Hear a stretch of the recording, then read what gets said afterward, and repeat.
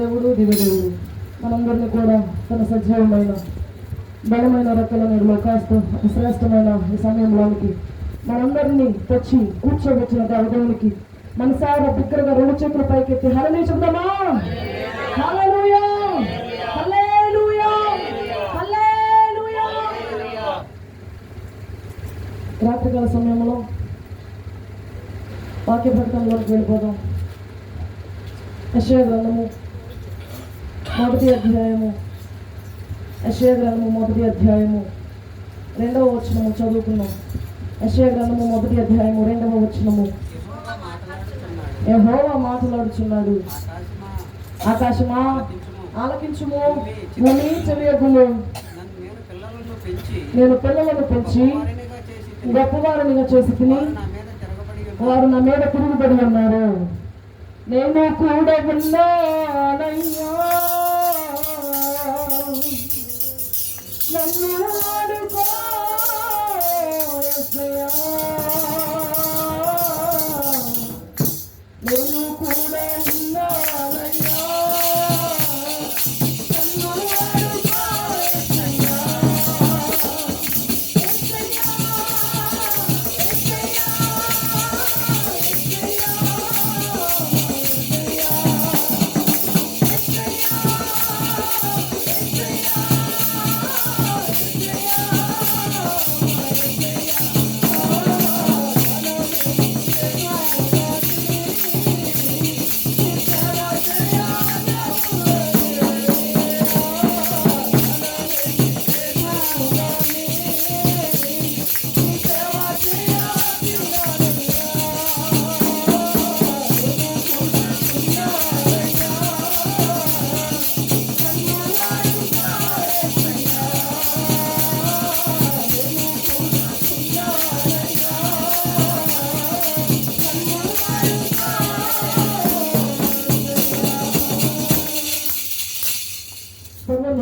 సర్వశక్తిమంతుడ దేవదేవుడా, దివ్యదేవుడా, కరుణామయుడా, కృపామయుడా, కరుణ వాత్సల్యములు కలిగిన మా రాజాత రాజా, ఈ రాత్రికాల సమయంలో ప్రభు నీ పాదాలు చెంతకు చేరి మొరపెట్టుకుంటున్నామయ్యా.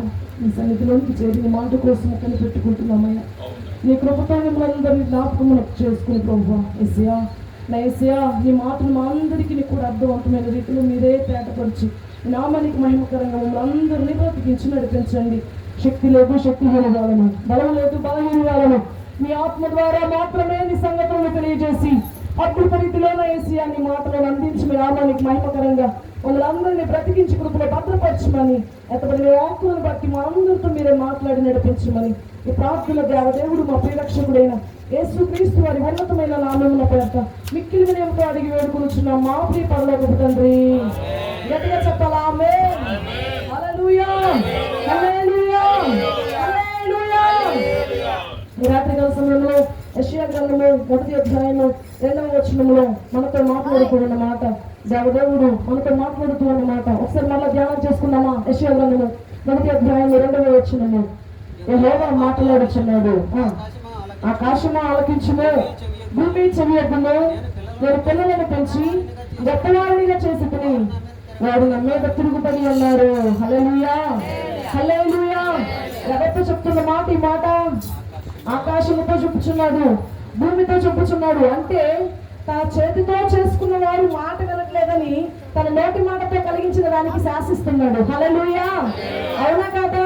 తన చేతితో మంటిని తీసి మంటితో ముద్దలు చేసి ఒక శిల్పకారుని వలె శిల్పి అయి ఉన్న ఒక శిల్పాన్ని శిల్పకారుని వలె ఆయన ఏం చేశాడంటే శిల్పానికి రూపుదిద్ది ఒక శిల్పంగా తయారు చేసి దానికి ప్రాణాన్ని పోసి దానిని ప్రాణంగా చూసుకుంటున్న ఆ మనిషి తన మాట వినకపోవుట చేత నోటి మాటతో కలిగించిన దానితో మాట్లాడుతూ ఉన్నాడు. ఏమని? ఓ ఆకాశమా ఆలకించు, భూమి చెవియొగ్గు. నేను పిల్లలను పెంచి గొప్పవారినిగా చేశాను కానీ వారు నా మీద తిరుగుబడి ఉన్నారు. ఎలా చేశాడంట దేవుడు? గొప్పవారు కావాలని ఆయన ప్రణాళిక. అవునా కదా? మనము లేని స్థితిలో ఉండడం ఆయన ఆలోచన, మనము బాధపడడం ఆయన ఆలోచన లేదు, మనము నశించిపోవడం ఆయన ఆలోచన కానే కాదు. ఎందుకంటే ఆయనకు పేరున్నది, నశించిన దానిని వెతికి రక్షించడానికి లోకంలోనికి వచ్చిన నజరేయుడైన యేసయ్య అని. హల్లెలూయా. అవునా కాదా? నశించిపోతున్న దానిని వెతికి రక్షించడానికి వచ్చి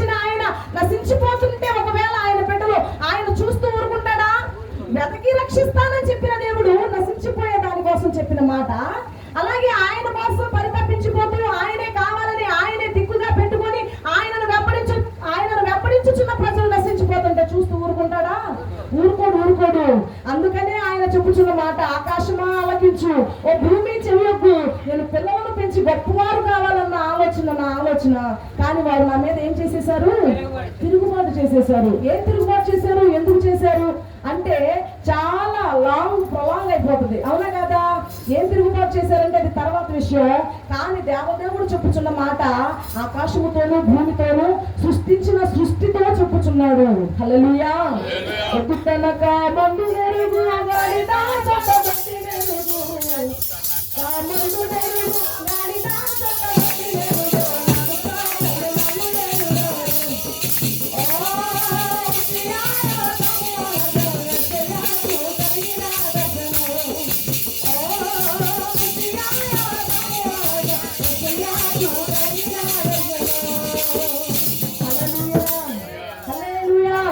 ఎత్తుకల కామందులు ఎరుగును గాడిద సొంతమాని గొడ్డుని తెలుసుకును. ఇశ్రాయేలీయులైన నా ప్రజలకు తెలియలేదు, వారు యోచింపట్లేదు. యోచింపకే కదా ప్రజలందరూ కూడా చిక్కులలో పడిపోతున్నారు, కానీ చిక్కులను తొలగించేవాడు ఎవరా అన్నది గ్రహించలేకపోతా ఉన్నారు. హల్లెలూయా, హల్లెలూయా. అవునా కదా? అవును. అందుకే చెప్పుచున్న మాట, ఇదిగో అన్నీ కూడా ఏ విధముగా నడుచుకోవాలో, ఎలా ముందుకు వెళ్ళాలో సృష్టిలో ఉన్న వాటన్నింటికి తెలుసు. కానీ మనిషి మాత్రమే, నేను ప్రేమతో చేసుకున్న మనిషి మాత్రమే నా మాట వినట్లేదు అంటున్నాడు. ఆయన ఏమనుకుంటున్నాడు? మన జీవితంలో మనం ఏమి కావాలని ఆయన అనుకుంటున్నాడు అంటే ద్వితీయోపదేశకాండం చూస్తే అర్థమవుతుంది. ద్వితీయోపదేశకాండము 10వ అధ్యాయము 12వ వచనమా ఒకసారి చూడండి తల్లు. ద్వితీయోపదేశకాండము 10వ అధ్యాయము 12వ వచనము ఏమంటా ఉన్నాడు? కాబట్టి ఇశ్రాయేలు, నీ దేవుడైన యెహోవాకు భయపడి ఆయన మార్గములన్నిటిలో నడుచుచు, అబ్బా, ఆయనను ప్రేమించి నీ దేవుడైన యెహోవాను పూర్ణ మనస్సుతోను నీ పూర్ణ ఆత్మతోను సేవించి నీ మేలు కొరకు నేడు నేను నీకు ఆజ్ఞాపించు యెహోవా ఆజ్ఞలను కట్టడలను అనుసరించి నడుచుకొందులను మాట కాక నీ దేవుడైన యెహోవా నిన్ను మరేమడుగుతున్నాడు? ఆయన అడిగేది ఏంటి? యెహోవా మాట్లాడుచున్నాడు. ఏమని మాట్లాడుచున్నాడు? ఆకాశం ఆలకించు, భూమి చెవియొగ్గు, నా మాట వినట్లేదు నా బిడ్డలైన వారు అంటున్నాడు. ఆయన ఏమి చెప్పాడు? ఆయన మాట ఏమి వినలేదు బిడ్డలు అంటే ఇక్కడ అంటున్నాడు కదా. కాబట్టి ఇశ్రాయేలు, నీ దేవుడైన యెహోవాకు భయపడి ఆయన మార్గములన్నిటిలో నడుచుచు ఆయనను ప్రేమించి. ఏమండి, నడవడం కష్టమా? పని చేయడం కష్టమా? నడవడం కష్టమా? పని చేయడం కష్టమా? పని చేయడం కష్టం, నడవడమే సులువు, అవునా కదా? ఆయన పని చేయమంటున్నాడా? నడవమంటున్నాడా? నడవమన్నాడు. ఎక్కడ నడవమన్నాడు? ఆయన మార్గంలో నడవమన్నాడు, అవునా కదా? ఒకానొక సమయంలో ఆ మార్గము, ఏ మార్గము ఎటు పోతుందో, ఏ మార్గంలో వెళ్తే మనం ఎక్కడికి పోతామో తెలియక ఆ మార్గంలో ఉన్న మనలను తీసుకొచ్చి ఎక్కడ పెట్టాడు? ఎస్ఐ మార్గంలో పెట్టాడు, అవునా కదా? ఆ మార్గం పేరేంటి? నేనే మార్గాన్ని, సత్యాన్ని, జీవాన్ని అయి ఉన్నానని చెప్పాడు, అవునా కదా? నేనే మార్గము అన్నదేవా,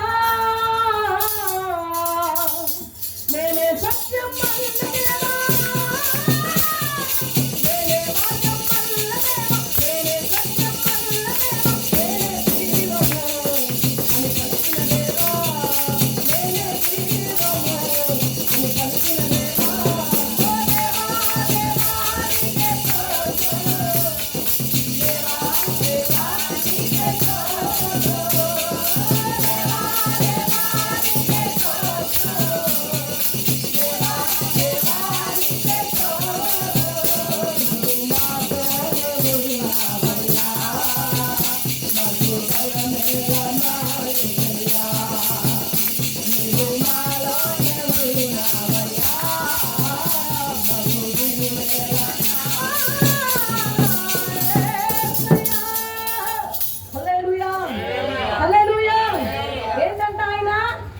నేనే మార్గాన్ని, నేనే సత్యాన్ని, నేనే జీవాన్ని, నేనే మార్గాన్ని ఉన్న దేవుడు అన్నా దేవుడు మార్గములో నిలబెట్టడానికి మనందరినీ తీసుకొచ్చి సన్నిధిలో కూర్చోబెట్టాడు. హల్లెలూయా, అవునా కాదా? అంటాడు కదా ఒకనొక సమయంలో, మార్గములో నిలిచి చూడుడి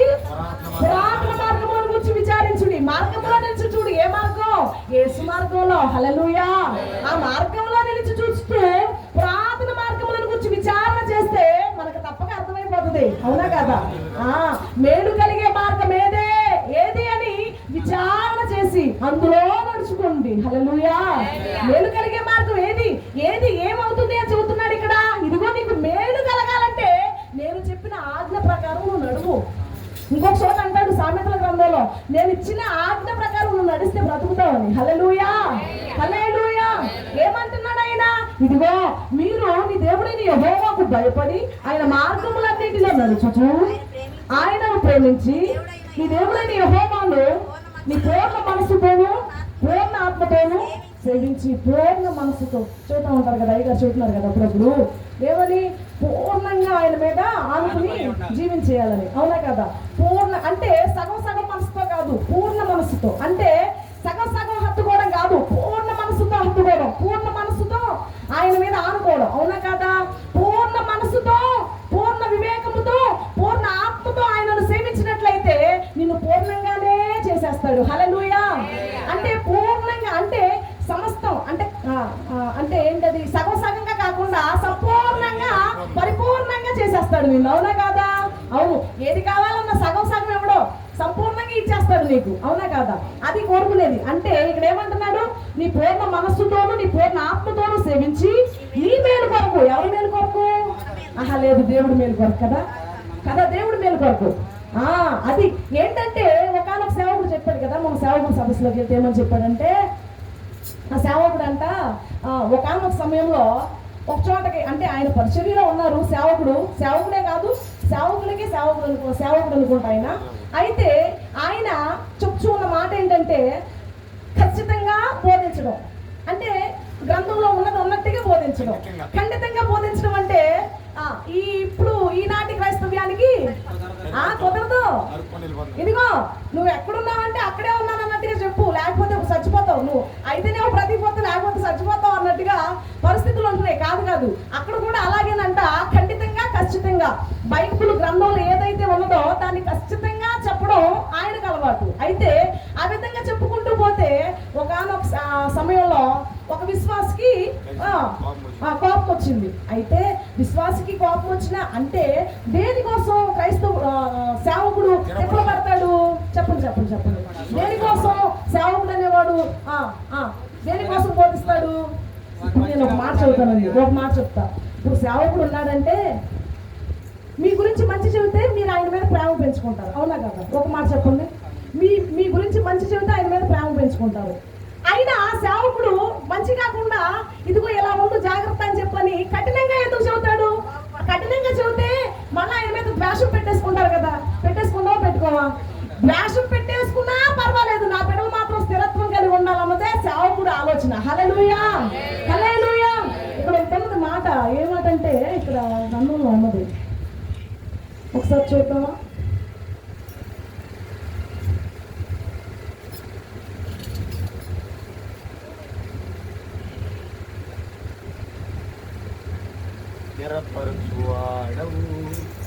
బలపరచువాడవు పడిపోయిన చోటే నిలబెట్టువాడవు, గణపరచువాడవు శక్తిస్తువాడవు, మా పక్షము నిలబడి జయమిచ్చువాడవు, నిలబరచువాడవు బలపరచువాడవు పడిపోయిన చోటే నిలబెట్టువాడవు, గణపరచువాడవు శక్తిస్తువాడవు, మా పక్షము నిలబడి జయమిచ్చువాడవు.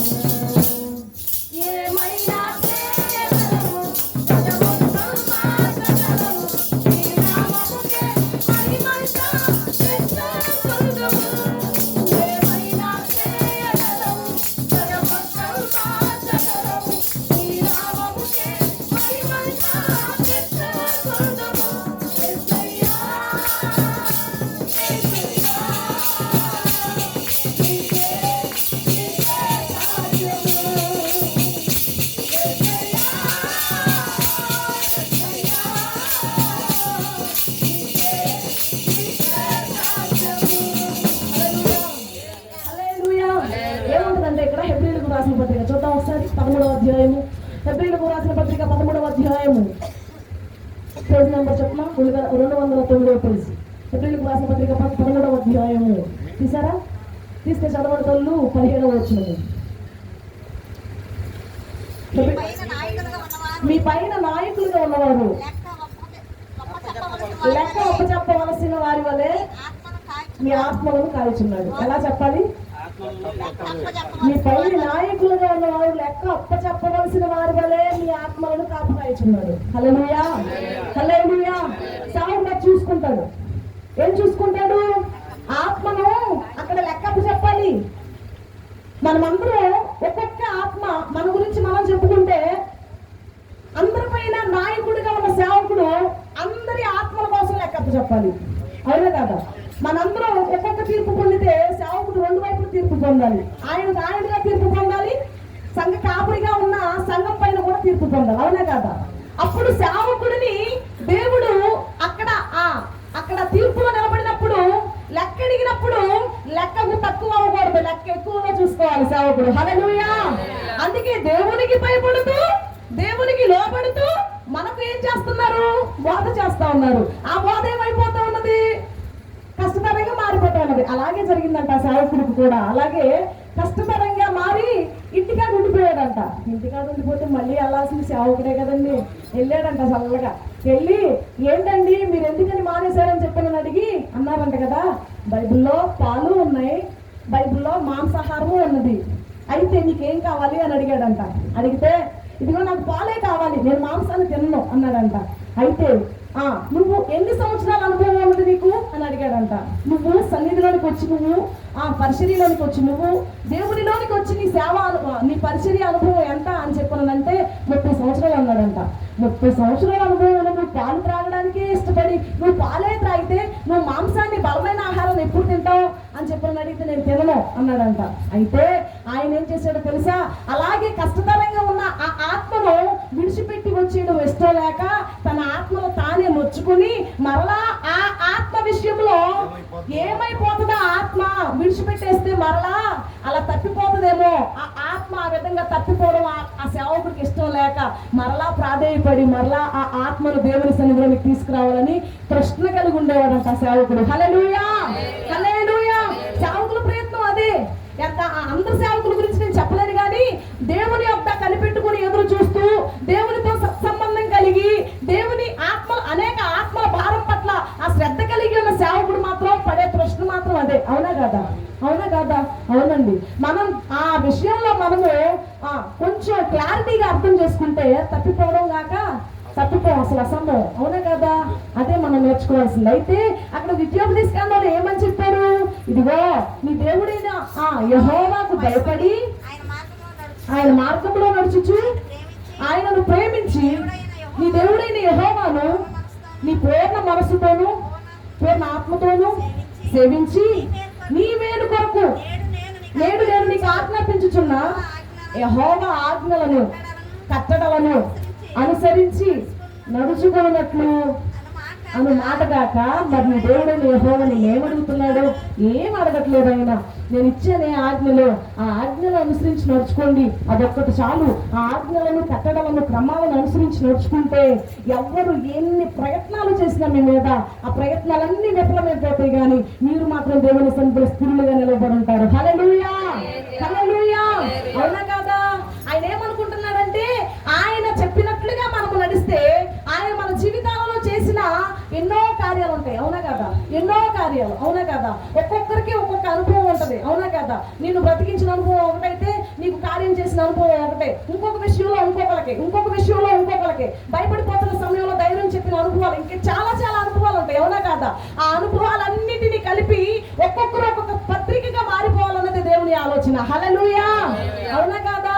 అక్కడ గ్రంథంలోనేమో పత్రికలు రాశారు. అవునా కదా? ఎఫెసీయులకు రాసిన పత్రిక, దెసలోనికులకు రాసిన పత్రిక, ఫిలిప్పీలకు రాసిన పత్రిక, అవునా కదా? తిమోతిలకు రాసిన పత్రిక, ఇవన్నీ పత్రికలుగా ఉన్నాయి. అవునా కదా?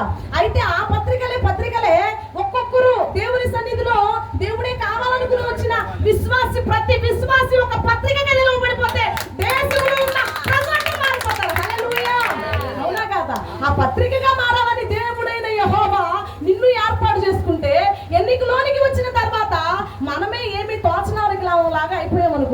మన వల్ల ఇంకేమైనా యూజ్ ఉందా దేవుడికి? ఏమీ లేదు. అవునా కాదా? కానీ ఆయన ఉపయోగం కోసం కాదు, మనమే దేవుని సన్నిధిలో ఆ విధంగా బ్రతికితే మనకు ఉపయోగం, ఆయనకు ఉపయోగమా? మనకే ఉపయోగం, మనకే ఫలితం ఎక్కువ, మనకే ఫలం ఎక్కువ. ఫలితం ఉన్న వారిలా ఉన్నాం, ఫలం లేని వారిలా ఉన్నామా? ఫలాలు లేని అంజూర మాదిరి ఉంటావా, ఫలితము లేని ఉంటావా, ఫలాలు లేని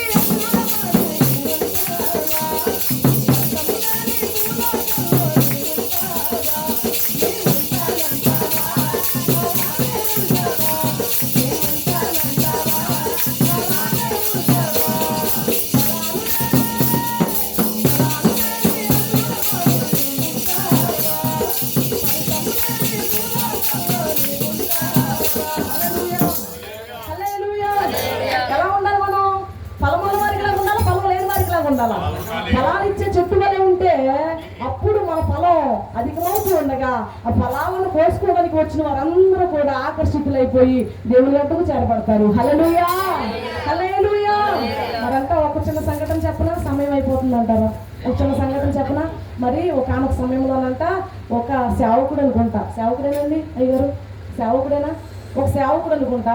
అయితే ఒక దేశం నుంచి ఇంకొక చోటకు వచ్చారు. ఇంకొక చోటకు వచ్చిన తర్వాత అప్పుడు రాసే పత్రికలేననుకుంటా. ఆ రాసే పత్రికలో ఆయన రాయడం మొదలు పెట్టాడంట. ఎవరికంటే తన భార్యకు. ఒక పేరు కలిగి ఉన్నవారు ఒకరే ఉంటారా, చాలా మంది ఉంటారా? చాలా మంది ఉంటారు కదా, అవునా కదా? అయితే ఆ భార్యకు రాసేటప్పుడు, రాసి పంపించేటప్పుడు తన డీటెయిల్స్, చిరునామా మొత్తం రాశారు, తన పేరు అంతా రాశారు. రాసి ఆ పత్రికను పంపించారు. సేవకుడు తన భార్యకు పంపించారు, అది సేవకురాలకు పంపించారు. పంపించినప్పుడు ఆ సేవకురాలకు వెళ్ళవలసిన ఆ చిరునామా కొంచెం మిస్టేక్ అయ్యి ఇంకొకరి దగ్గరికి వెళ్ళిపోయింది. ఏమైందంట? ఇంకొకరి దగ్గరికి వెళ్ళిపోయింది.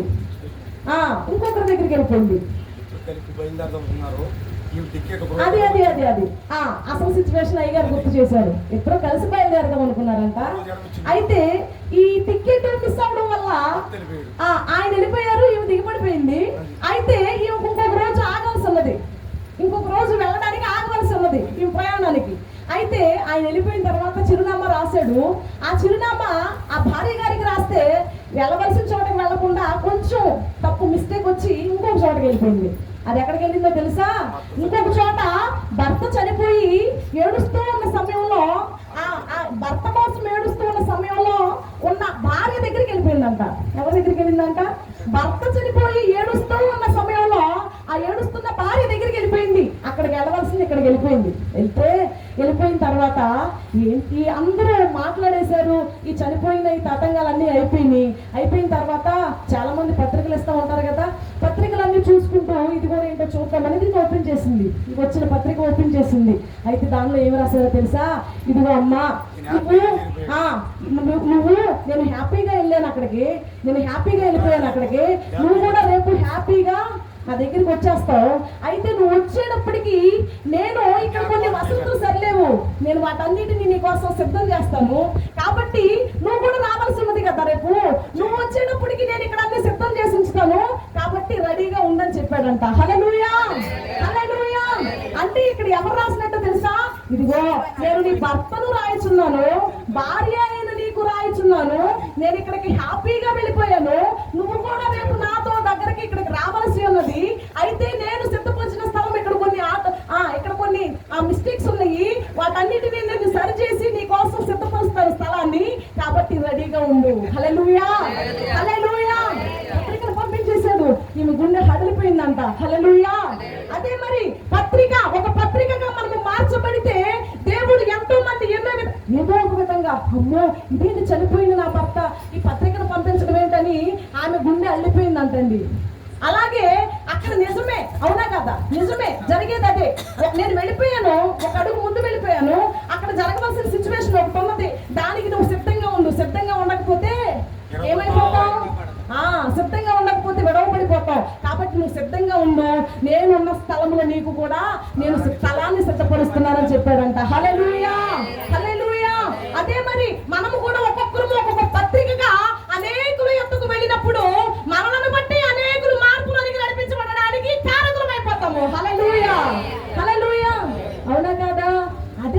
అందుకనే దేవుడు అడుగుతున్నాడు. ఎవరిని అడుగుతున్నాడు?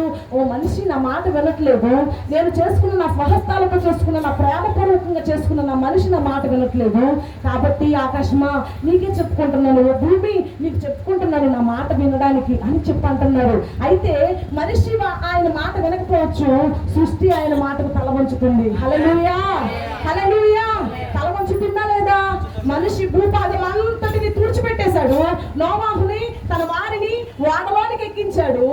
మనుషులు బయట ఎవరైనా ఏమైనా ఉన్నారా? ఎవ్వరూ లేరు. అవునా కదా? ఎవ్వరూ లేరు, మనుషులు ఎవ్వరూ లేరు. అయితే ఓడలో నుంచి బయటికి రావడానికి అవకాశం లేదు, తలుపు మూయబడింది. అవునా కదా? ఓడలో నుంచి మనిషి బయటికి రావడానికి అవకాశం లేదు, నోవాహు గారు బయటికి రావడానికి అవకాశం లేదు.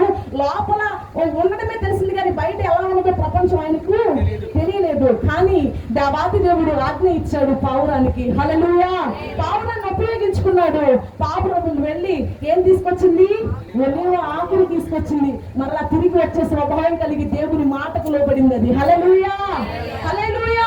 ఓ మనిషి, నువ్వు నా మాట వినకపోవచ్చు, నేను నిన్ను నా స్వహస్తాలతో చేసుకున్నాను, నువ్వు నా మీద తిరుగుబడి ఉండొచ్చు, కానీ నేను సృష్టించిన సృష్టి నా మాట వింటుంది చూడు అంటున్నాడు ఆయన. హల్లెలూయా, హల్లెలూయా. అవునా కదా? అదే ఇంకొక చోటు చూసుకుంటాము. ఏంటి? మనుషులు తప్పిపోయి నడిచినప్పుడు దేవుని మార్గాన్ని మనుషులకు ఎలా చూపిస్తాడో చూడండి. ఈ గాడిదున్నది ఆయన ఎప్పుడు ఎక్కి వెళ్లే గాడిదే అది. అవునా కదా? ఆయన ఎప్పుడు ఎక్కి వెళ్లే గాడిదే, ఆయన ఎప్పుడు మోసుకు వెళ్లే గాడిదే. కానీ ఆ గాడిద ఎన్నిసార్లు తప్పించింది ఆయనను దారి? ఎన్నిసార్లు తప్పించుకుంటూ తీసుకువెళ్ళింది ఆయన దారి? ఎందుకు నన్ను ఇలా తప్పిస్తున్నావు అని చెప్పని దాన్ని ఏం చేశాడు? ఆయన కొట్టాడు. కానీ అక్కడే దేవుడు దాని నోరు తెరిచి, ఇదిగో నేను ఎప్పుడైనా నిన్ను ఈ విధంగా చేశాను, ఎందుకు నన్ను కొడుతున్నావు అని నోరు తెరిపించాడు. హల్లెలూయా. ఒక మనిషికి బుద్ధి రావడానికి దేవుడు తన సృష్టించిన సృష్టిని మార్పులోనికి తెస్తున్నాడు. హల్లెలూయా. అవునా కదా? అవును. సృష్టి దేవునికి లోపడుతుంది, కానీ సృష్టిలో ఉన్న మనిషి, మానవ జాతి దేవునికి లోపడట్లేదు. అవునా కాదా? అవును. కానీ ఆయన కోరుకునేది ఏంటి? మనుషులమైన మనము, తన ప్రేమతో చేసుకున్న మనము, ఆయన ప్రాణాన్ని పెట్టినంతగా ప్రేమించాడు. ఆ ప్రాణము పెట్టినంతగా ప్రేమించిన ఆయనను మనము ప్రేమించి, మనము ఆయన ఆజ్ఞకు లోబడి కట్టడను గైకుంటే నువ్వు నీ వారందరూ కూడా, సమస్తము కూడా అత్యధికంగా ఆశీర్వదించబడతారని చెప్తున్నాడు ఆయన. హల్లెలూయా, హల్లెలూయా. అవునా కాదా? ఇంకొక చోట ఇంకొక మాట ఉంటది. ఏంటిది? చేప కడుపులోకి తీసుకువెళ్ళిపోతాడు. ఎవరిని? యోనా గారిని. ఎంతమందిని ఎన్ని విధాలుగా సృష్టి మాట విన్నప్పుడు, మనిషి మాట విన్నప్పుడు సృష్టిని ఉపయోగించాడే దేవుడు కదా? అవునా కదా? ఇదిగో నా మాట వినకుండా వెళ్ళిపోతున్నాడు, కాబట్టి నేను నీకు ఆజ్ఞాపిస్తున్నా వెళ్ళు అంటే చేప ఏమైనా అర్థం చెప్పిందా? ఇదిగో ప్రభువా, నువ్వే నన్ను కలిగించిన వాడవు, నీ మాట కాక నేను వేరొకరి మాట విననయ్యా, నీ మాట నా ఆధారం అని బ్రతికిస్తూ ఉన్నది. హల్లెలూయా, హల్లెలూయా. అవునా కదా? సృష్టి ఆ విధంగా బ్రతికేస్తా ఉన్నది. కాకులంతా మొరపెడతా ఉంటాయి అంట. ఎవరికి? పొద్దున్నే లేవగానే తెల్లవారుజామున కిచకిచ సౌండ్లు చేస్తూ ఉంటాయి కాకులైనా పిచ్చుకులైనా. అవును కదా? అవునా కదా? అవును. అవి ఎందుకలా సౌండ్ చేస్తాయో తెలుసా? ఆ కిలకిల రవణులతో దేవుని, ప్రభువా ఇంకొక రోజు చూసుకునే ధన్యతను మాకు ఇచ్చావయ్యా, ఎవరికంతా మేము పడకుండా, ఏ వేటగాడు మమ్మలను బాణము వేసి కొట్టకుండా ఇంకొక రోజు మాకు ప్రాణాన్ని ఇచ్చి బ్రతకడానికి కృపనిచ్చావయ్యా, నీకు స్తోత్రం అని చెబుతున్నాయి అంట. హల్లెలూయా, హల్లెలూయా. కానీ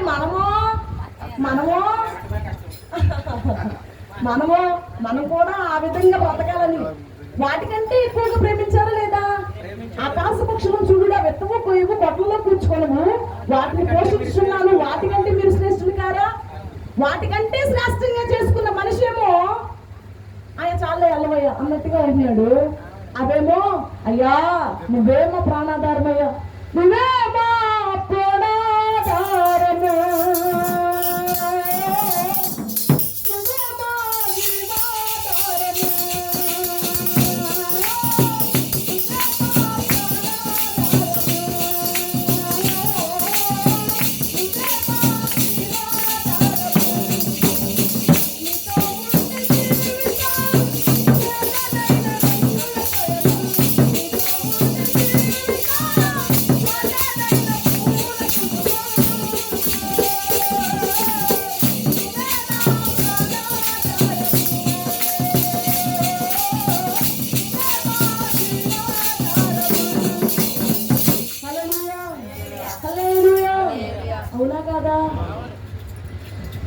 గారు బాగా ప్రేమించాడు ఆయన్ని. ప్రేమించారా లేదా?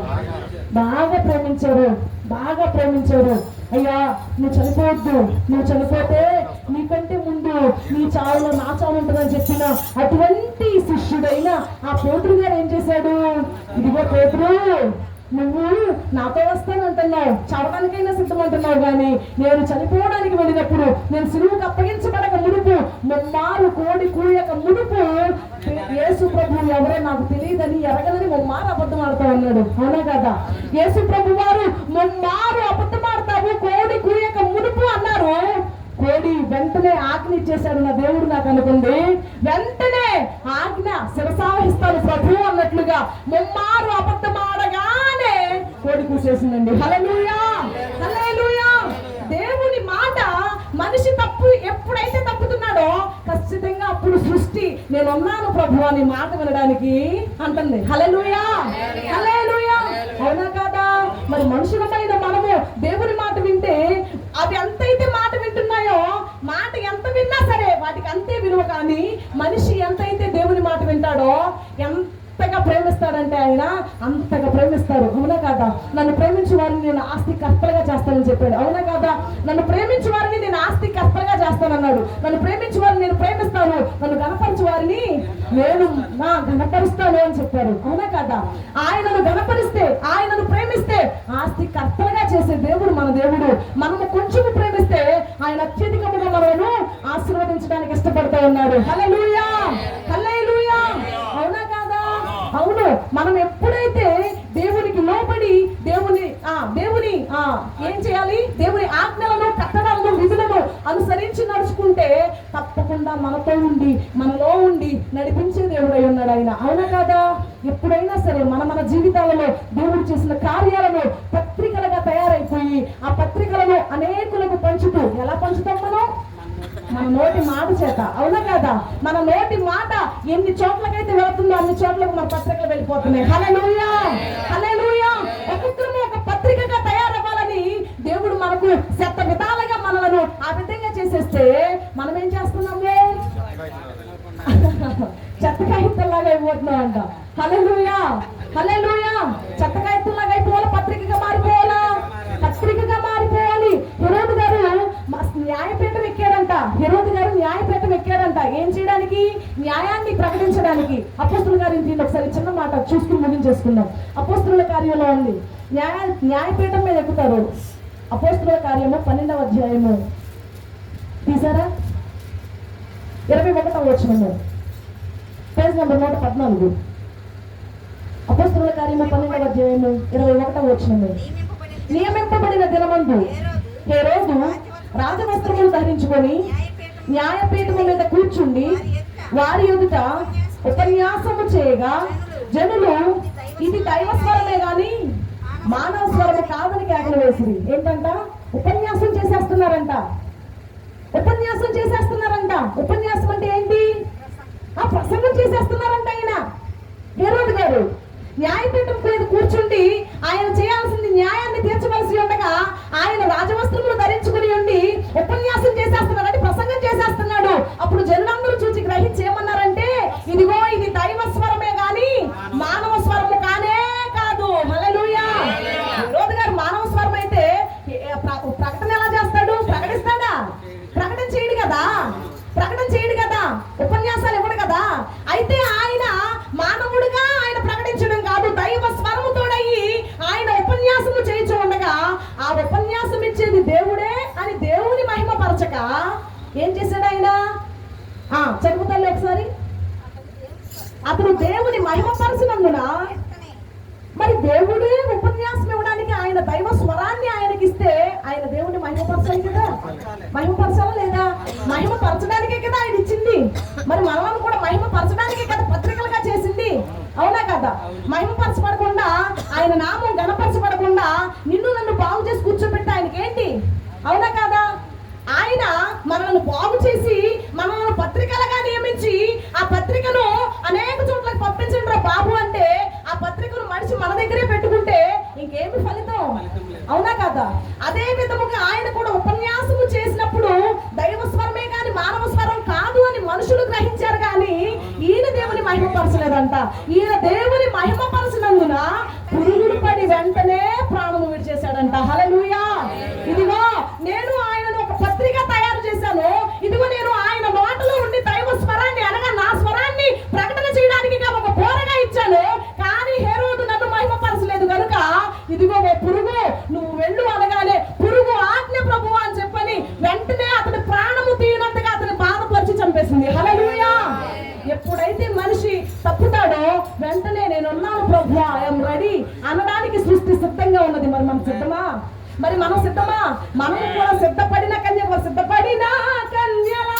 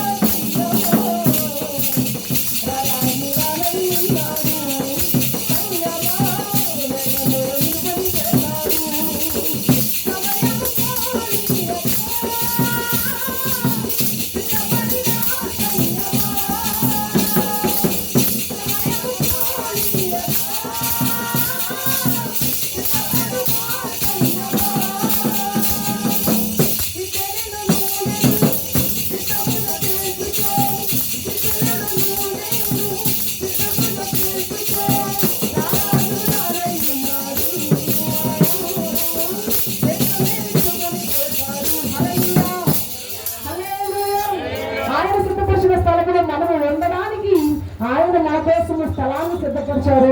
ఆ సిద్ధపరిచిన స్థలంలో మనము ఉండాలంటే మన పట్ల ఆయన కలిగి ఉన్న ప్రణాళిక ఏదో, మన పట్ల కలిగి ఉన్న ఆయన ఆలోచన ఏదో దానిని గ్రహించి గమనించి అడుగులు వేద్దాం. దేవుడు ఈ వాక్యాన్ని మన హృదయాలలో మన వెనుకిదిలో దీవించి ఫలించునే గాక.